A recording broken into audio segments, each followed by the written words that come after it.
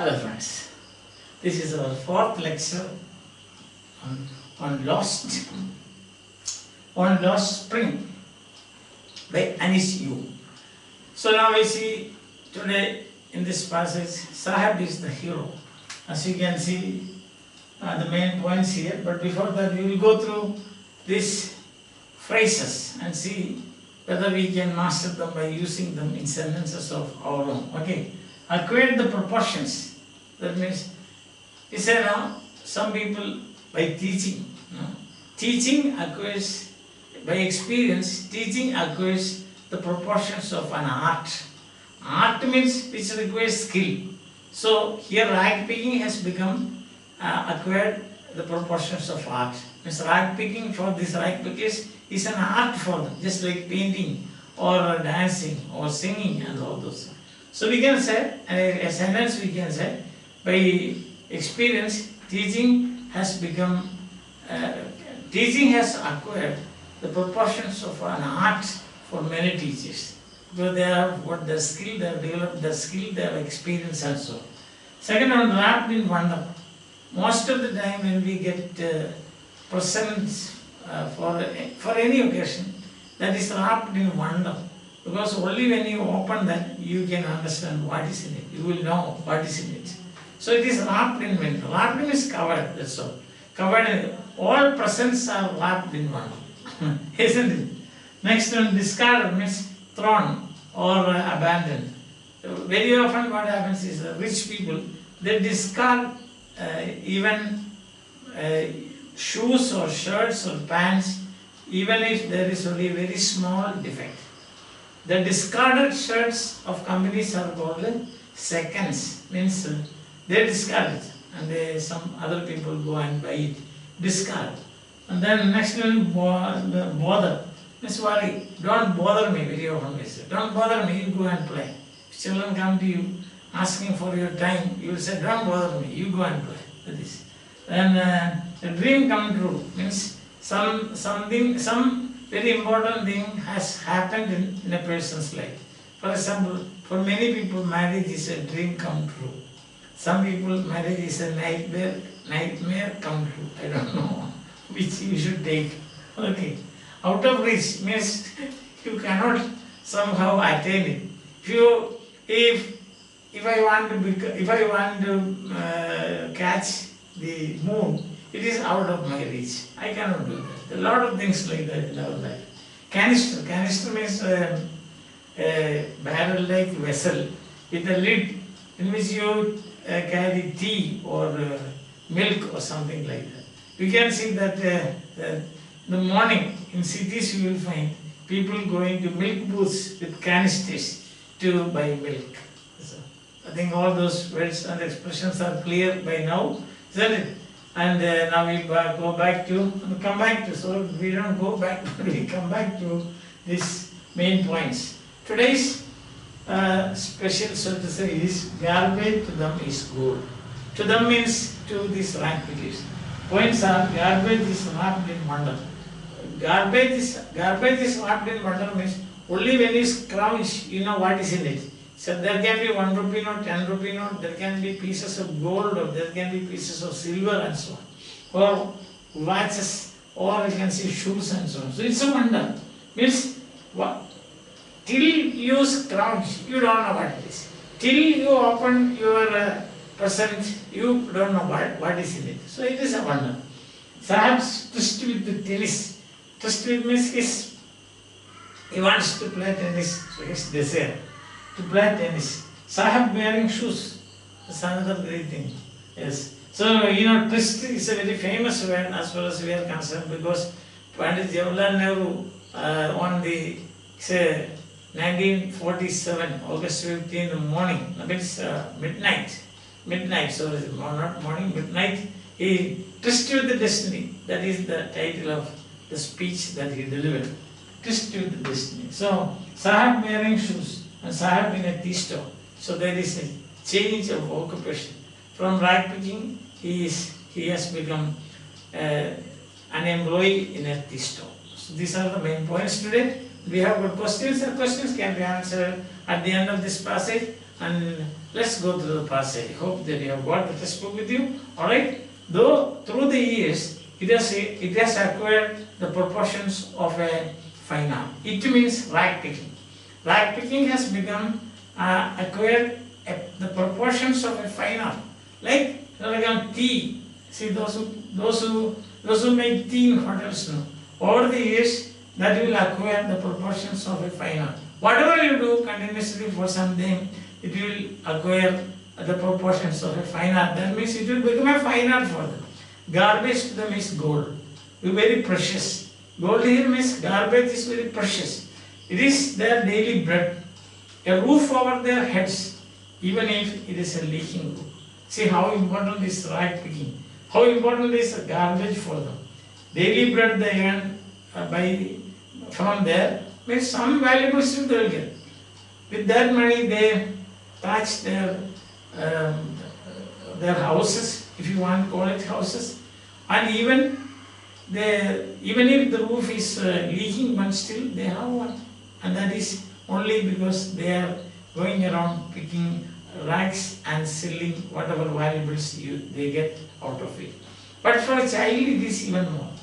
Child it is more than that. Why? I sometimes find a rupee, even 10 rupee no, Sahab says, size lighting up. His eyes lighting means widening his eyes. Sometimes I get a rupee, sometimes a 10 rupee too. That's wonderful. He says. So he says, it is wrapped in wonder, he says. When you can find a silver coin in a heap of garbage, you don't stop scrounging, for there is hope of finding more. If you get one silver coin, some days next day you will get a gold coin. Or another day you will get 5 gold coins, silver coins. So you can't stop. We don't know what is in it. It is something. It is like throwing yourself into the unknown. It seems that for children, garbage has a meaning different from what it means to their parents. Because for the parents it is survival. For the children it is wonder. That is the difference. Because they don't know what is in it till they scrounge. For the children it is wrapped in wonder. For the elders it is a means of survival. Now elders pick rags. Why? Because they have to somehow feed their children, have a roof for their structures. Even if it is a leaking one, this question of survival. This is a question of day-to-day existence. But as far as the children are concerned, it's wonder. Because they might sometimes get a silver coin, a gold coin, or a rupee note, or a 10 rupee note, or whatever, some such thing. It's a surprise for them. Every day it is every garbage heap is a surprise for them. Every garbage heap is a surprise for them, because what is hidden in it, they do not know. Until and unless they discover. It's a kind of discovery that they are making. For the children it is, for the elders it is survival. One winter morning, I see Sahab standing by the fenced gate of a neighborhood club, watching 2 young men dressed in white playing tennis. So he's interested in games. It's not only that he is a rag picker, but he has got interest in. He has got many interests. We have seen already. He wants to go to school, but there is no school. What can he do? And therefore he says, now this time he cannot play. He cannot own a racket. He cannot have the white t-shirt and white shorts and white shoes. These things are required for playing tennis. So he was just standing and watching. I like the game. He hums, content to watch it, satisfied. Content here means satisfied to watch it, standing behind the fence. So I like it, but I'm unable to do it. So what? So told me, some days what happens is that you have no money to buy a ticket for a film. So what do you do? Many times I used to do that. That's what I'm saying. I used to go and stand near the theatre, just to see. Listen to some music there or some sound, to see people and so on. Or sometimes there will be photographs displayed, pictures. So you will go through that and then go back. Why? Because on the walls you will find photographs. So you will find a few photographs I used to watch actually happened in my life. See, and then After that, I'm satisfied. I'm content with that and go home. Because no money to buy a ticket those days. Alright. So one winter morning, I see Sahib standing by the fenced gate of the neighborhood club, a tennis club, watching two young men dressed in white playing tennis. And he said, I like it, but I go inside when no one is around. He admits. The gatekeeper lets me use the swing. So inside there is a swing. There is nobody there. Nobody. Because tennis, you cannot play tennis between 10 a.m. and 3 p.m.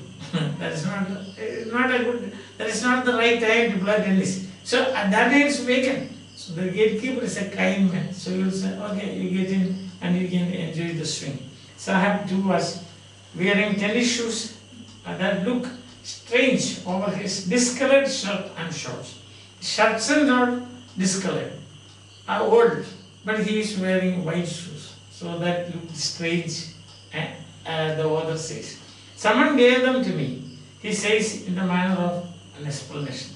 So I did not ask him from where did he get it, but he said someone gave it to me.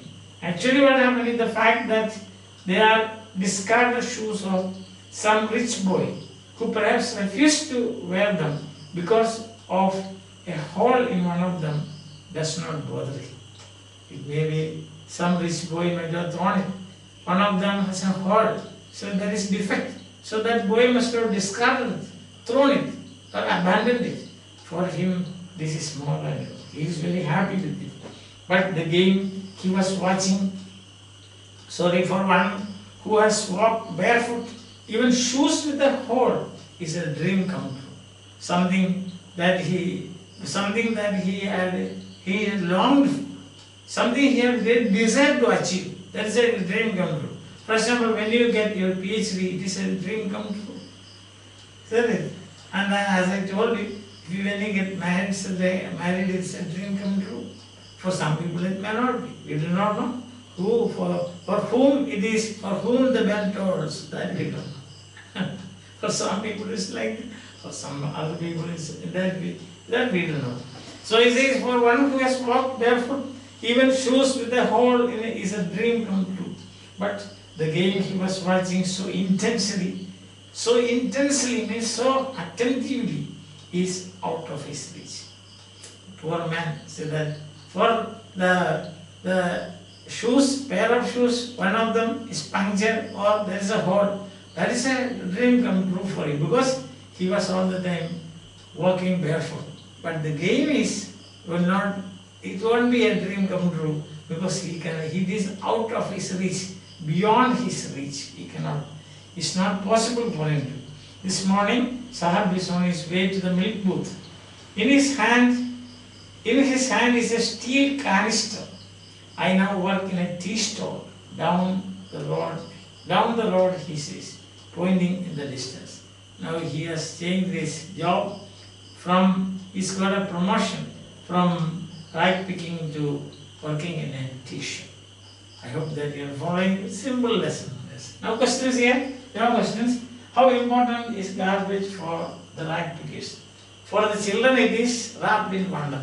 For the elders it's a survival. It's a question of survival. For food, for touching their roofs, for day-to-day existence. Isn't it? Just got some existential meaning for them. But for the children, it is survival. It's wonder. There may be every heap of garbage it is a place of wonder. It's a heap of wonder. They have only when they search, they will get they will discover something. So it's a place of wonder for them. What does garbage mean to children, to elders? Same thing in a different way I ask. That's all. That is, for one it is survival, for the other it is wrapped in wonder. In what way does Sahib fulfill his desire for playing tennis? By standing by the side of the fence. By standing by the side of the fenced gate of the tennis club, and then watching them intensely playing tennis with great desire, intensely. Ask then, what is the dream that come true in Sahib's life? That he got a pair of white shoes, although it's a barefoot, all the time barefoot. So when he got a pair of white shoes, it was a dream come true. And what is Sahib doing now? Now he is working in a tea shop. How do you know that? Because he is carrying a canister for buying milk from a milk booth. Hope that things are very clear. No further explanation is required. Today it's too simple. We can say the evolution of Sahib. Sahib, the rag picker, Sahib, the lover of tennis, Sahib, the tea shop worker. That is how it goes. Before that we saw Sahib, a great desire to go to a school. So these are the things about Sahib. So bye, have a nice time, enjoy your life.